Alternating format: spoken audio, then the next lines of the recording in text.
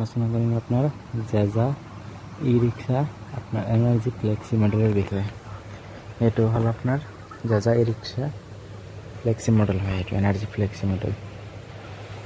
এইটোৰ বস্তু কি আছে আৰু আপোনাৰ দামটো কিমান আহে আৰু আপোনাৰ ফাইনেন্স হয় কি নহয়, বস্তুৰ কোৱালিটিবিলাক মই আপোনালোকক দেখাম।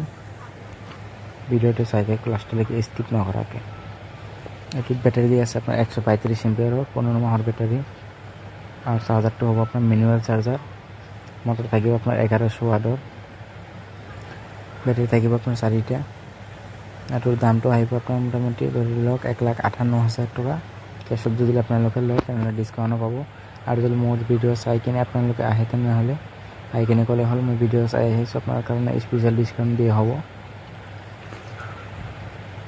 আৰু আপোনাৰ বস্তুৰ কোৱালিটিবিলাক বঢ়িয়া কোৱালিটি দিছে, কোনো টেনশ্যন নাই বস্তুৰ। আপোনাৰ ফাইনেন্স এভেইলেবল আছে।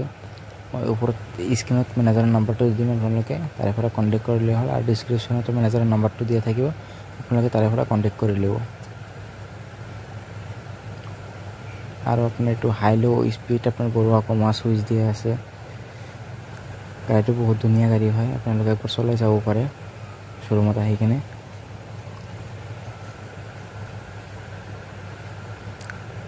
চাওক কি বহুত ধুনীয়া গাড়ীখন, পুৰা মজা একেবাৰে।